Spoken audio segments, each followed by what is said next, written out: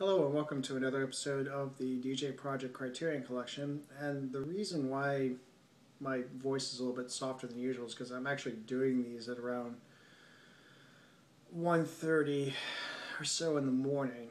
So I just wanted to be courteous and such. So I don't want to disrupt my neighbors or anything. Not that I think that there's going to be anything that I'm going to be so ecstatic about, but I just want to make sure all my bases are covered. But anyways. Moving right along, we go to Spine 119, Withnail and I, directed by Bruce Robinson, 1986.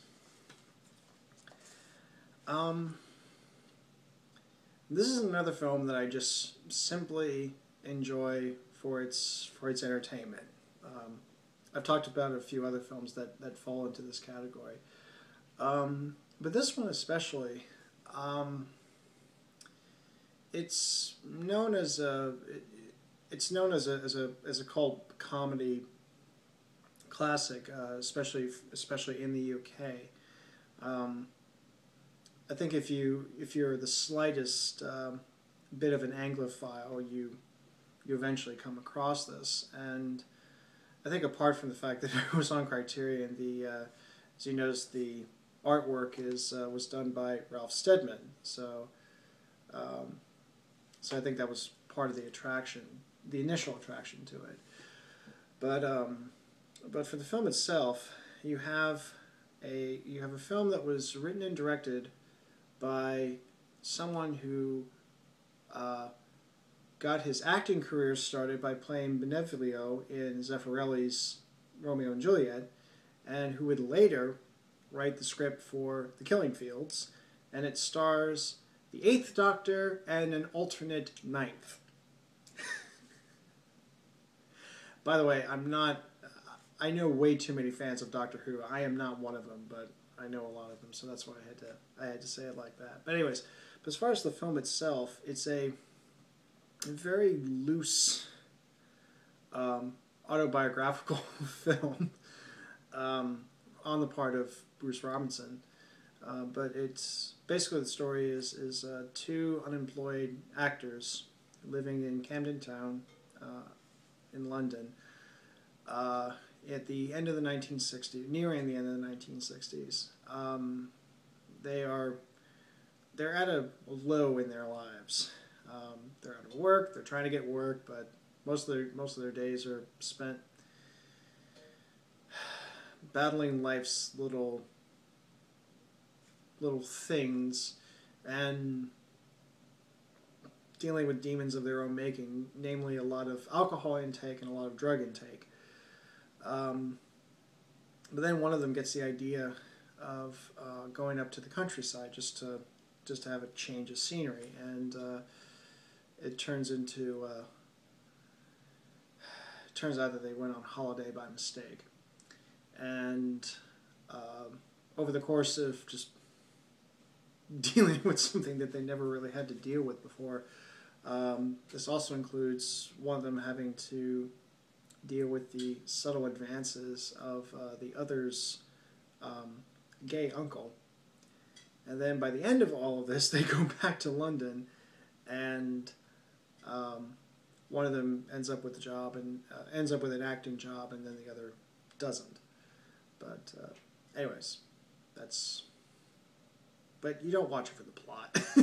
This is definitely one of those films you watch for the dialogue and just the kind of, basically, if you want your drug or alcohol influenced comedy to have a little bit more intelligence or a little bit more wit than what you typically find, Withnail and I definitely fits that really well. There's definitely a lot of quotable lines. One of my favorites is when Withnail, at one point Withnail says, "We want the finest wines available to humanity. We want them here and we want them now." This is also the film where I picked up a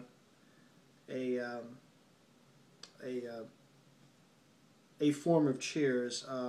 You hear Withnail saying "chin chin," and so that's where I got it from. I think ultimately what I like about the film is, I mean, not so much. I mean, I don't really care that much for the alcohol or drug intake, but I think it's just the situation of being in your late 20s and actually nearing 30. Um, I've already passed that mark. Um, and trying to make something of your life, just starting from pretty much the absolute bottom and trying to make something of your life and having this feeling that maybe it's not going to work. Maybe your aspirations are not going to particularly work. And so how do you deal with it? So it's very it's somewhat comforting in a very strange, odd, maybe even perverse way. Uh, it's a bit of a comfort. I think that's where a lot of the appeal comes from in the film. I mean, I'm sure it's all going to come back to just the constant drinking.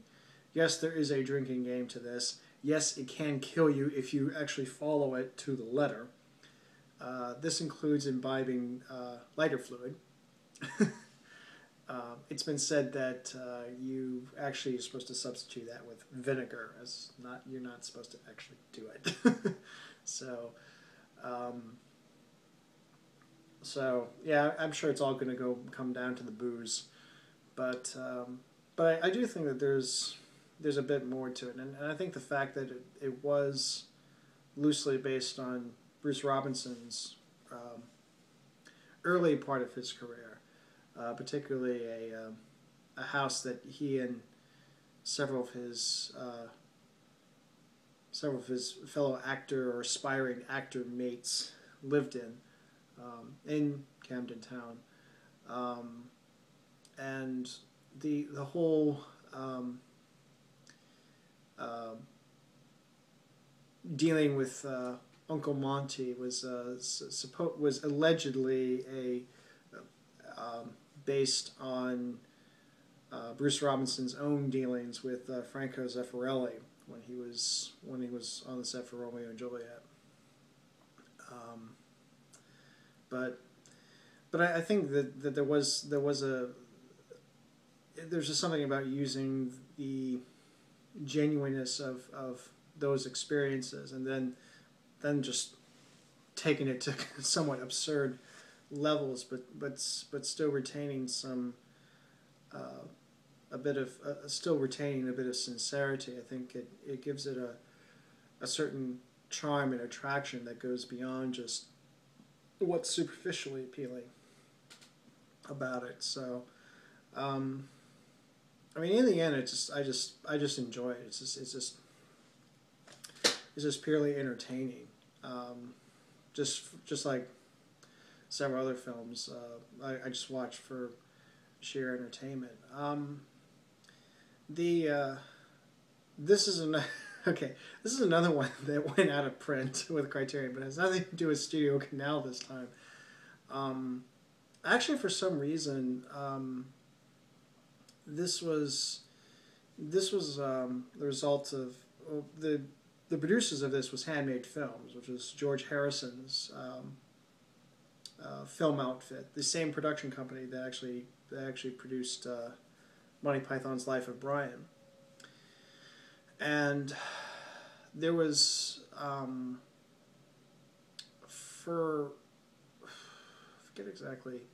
Basically, what happened was Image Entertainment, which actually still has a partnership with Criterion Collection, put out their own version of it on Blu-ray, which I've heard is actually pretty good. So, I mean, I was just fortunate enough to get it on Criterion early on. I was interested in it early on. I was introduced to it early on, so I just picked it up that way. So it is a title that is there. You don't have to you don't have to get it specifically on Criterion to do it, but I'm glad I have it there, and I'm glad that it's a part of my viewing life and so forth. It would be interesting for me to look at this when I'm a little bit more older. Hopefully by then I'll have more of a career and more the career that I would like to have, and maybe I'll be in a better position than I am currently. Because right now my position sucks. Actually, I feel a little bit closer to Withnail and I, sans the excessive alcohol and drug intake. I'm not going down that path, but I'm in a similar circumstance to where they are. And so, in a way, this film is kind of a comfort to me. But I'll be interested in seeing it. Maybe, hopefully, my situation will improve in 5 or 10 years. If it doesn't, then I don't know what I'm going to do. But it'll be interesting to see it much later on and see if it still holds up, or if it's still. It probably would still entertain me, but maybe it will entertain me in a different way, or maybe I won't feel as strongly about it because I'm further away from that station in my life. So, but yeah, if you like your cult comedies, this is definitely a cult comedy, and especially if of the alternate type, and this is definitely alternate, and. So yeah, makes me laugh. So yeah, and that's with Withnail and I. And until next time, chin chin.